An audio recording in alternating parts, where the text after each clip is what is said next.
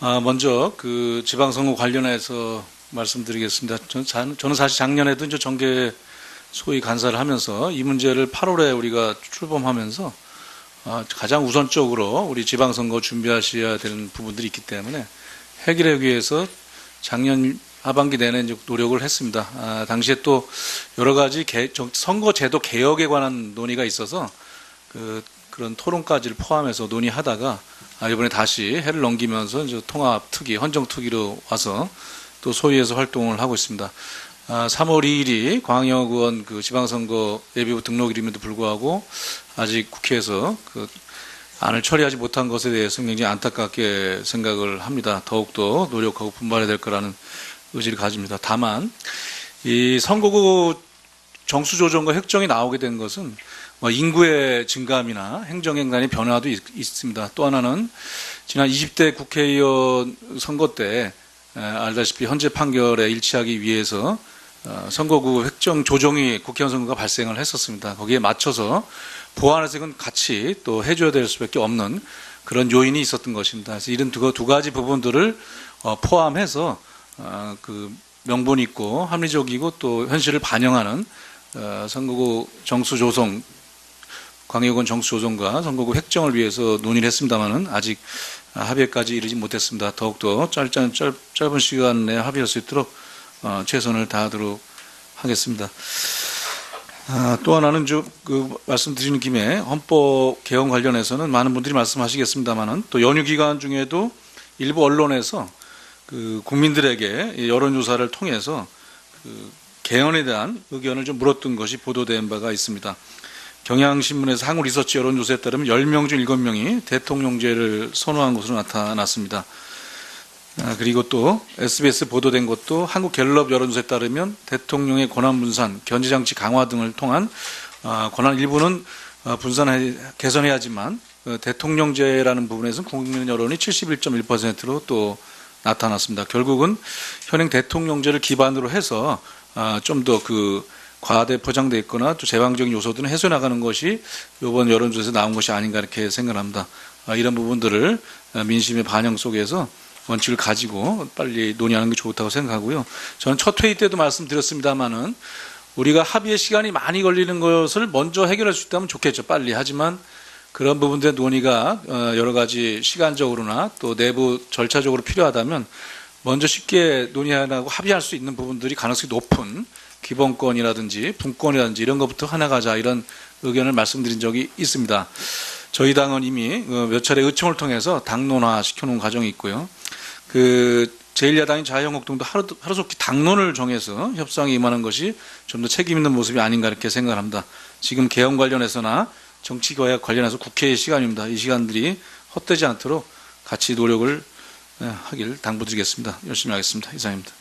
네, 윤관석 의원님 수고 많으셨고, 자 이제 우리 김관영 소위원장님하고 주광덕 간사님, 윤관석 의원님은 저 운영위원장실로 가셔서 정수 조정에 대해서 협의에 매진해 주시길 당부드립니다. 가급적이면 돌아올 때는 결과를 좀 가지고 오시길 당부를 드립니다.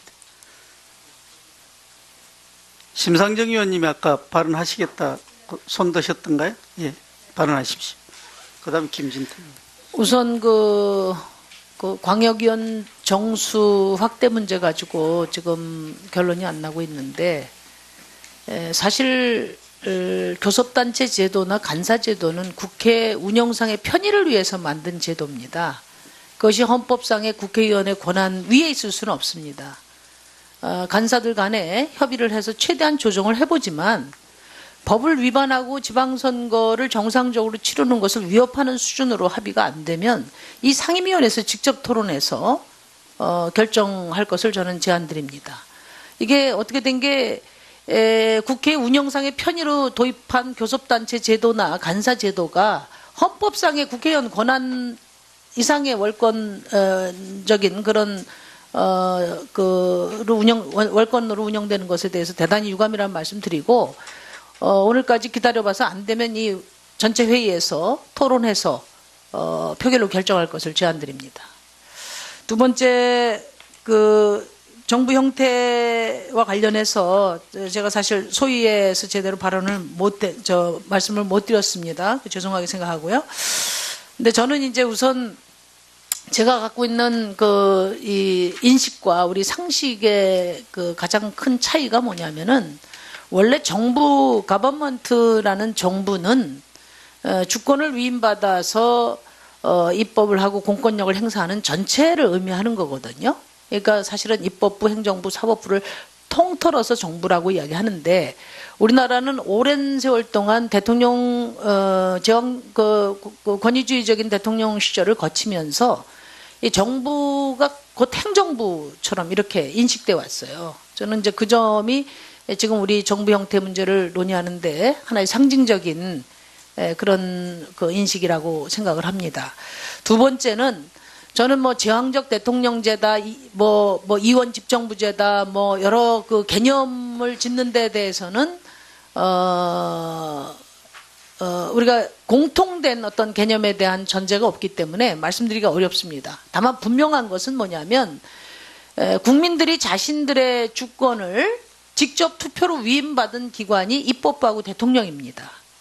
그렇기 때문에 이 주권 위임받은 입법부하고 대통령 사이에 권한과 책임을 어떻게 조율하느냐 하는 것이 정치개혁의 핵심 의제가 그러니까 되어 왔습니다. 근데 저는 어쨌든 주권자의 의지가 작동하는 권력 형태가 돼야 된다, 그런 말씀을 드리고 싶어요. 예를 들어서 지금 핵심이 총리 선출제가 핵심인데, 추천이 됐든 선출이 됐든 대통령을 배출한 정당에서 다수파를 형성해서 총리를 선출하면 당연히 대통령 중심제로 운영이 되는 겁니다. 그런데 대통령을 뽑은 정당이 의회에서 다수파를 구성하지 못할 때는 그 의회, 국민 주권이 작동하는 국민들의 선택을 존중해서 의회 다수파가 권력을 분점하는 것은 자연스러운 일이다, 저는 그렇게 생각합니다. 예를 들면 메르켈이 연정 구성하느라고 지금 몇 달째 애를 썼는데, 내각 책임제라서만이 아니라 저는 정권을 잡은 정당은 어떤 식으로든지 국회의 과반 이상 의석을 연정을 통해서든 과반 이상 의석을 확보해서 안정적인 국정 운영이 가능하도록 하는 것이 기본 책무라고 생각해요. 그래야 이게 안정적으로 되는데, 우리나라는 그동안에 보면 여소가 되더라도 끝까지 권력의 100%를 쥐고 대결을 해왔기 때문에 오랜 세월 동안 이 양당 체제가 적대적인 공전 체제를 유지를 한 거거든요. 그런 점에서 이게 어떤 제도적 유형을 가지고 우리가 논의할 것이 아니라, 주권을 가진 국민들의 선택이 작동되는 그런 권력 구조로 가는 것이 필요하다, 그런 말씀을 드립니다. 그런 점에서 대통령 중심제를 전제로 하되 가능한 최대한 의회의 다수파의 권한이 존중될 수 있는 그 범위 내에서 우리가 고민을 해봐야 되지 않나, 이런 말씀을 드리고, 4년 중임제하고 그 다음에 권력을 어떤 식으로 분점할 것인가 하는 문제는 취지로 보면 충돌되는 바가 있지만, 그러나 구체적인 선택에 있어서는 굳이 그것을 대입시키지 않을 수도 있다는 게 저의 생각입니다. 마지막으로 시기 문제인데요. 저는 그 어떤 것도 개헌과 선거제도를 좌초시키는 것만큼 나쁜 게 없다, 이렇게 생각합니다. 그런 점에서 지금 대통령께서 국회에서 합의안이 안 경우에 발의를 하시겠다 했는데, 그런 상황까지 가지 않도록 국회가 역할을 해야 된다, 그런 말씀 드리고, 그러려면은 자유한국당에서도 안을 내고, 또 이 안을 토의해서 결론을 내는 시점에 대해서도 명확하게 책임 있게 말씀을 내놓으셔야 된다, 그런 말씀을 드리고요.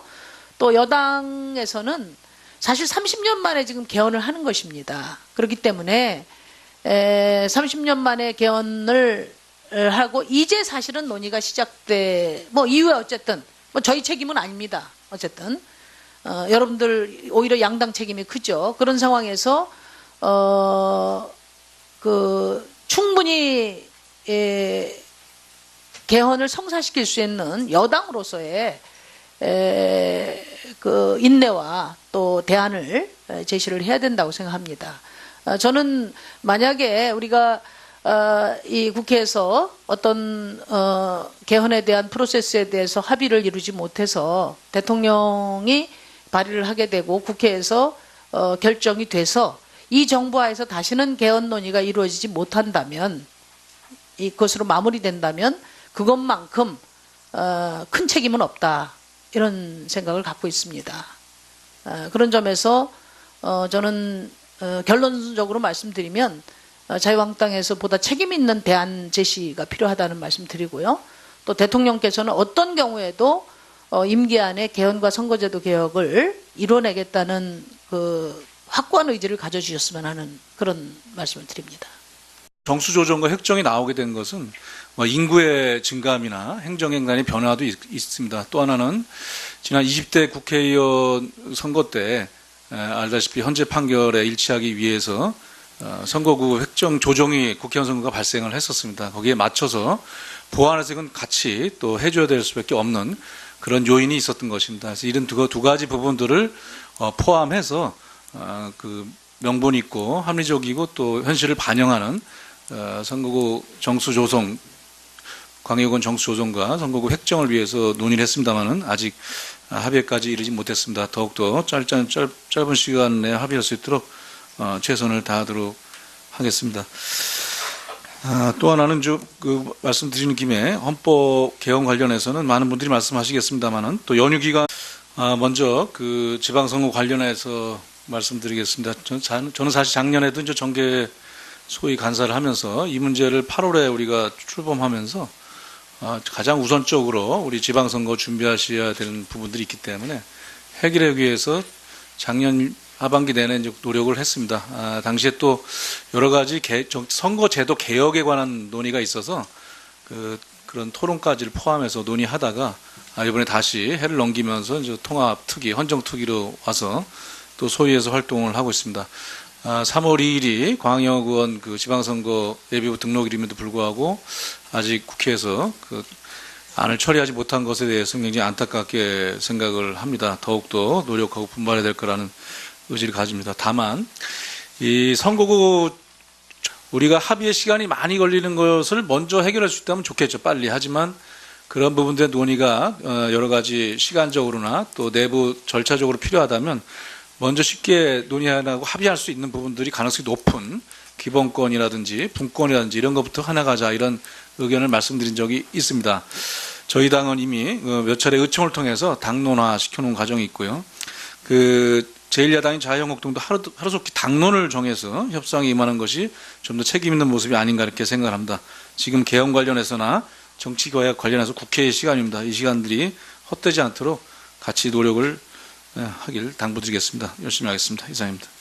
네, 윤관석 의원님 수고 많으셨고, 자 이제 우리 김관영 소위원장님하고 주광덕 간사님, 윤관석 의원 중에도 일부 언론에서 그 국민들에게 여론조사를 통해서 그 개헌에 대한 의견을 좀 물었던 것이 보도된 바가 있습니다.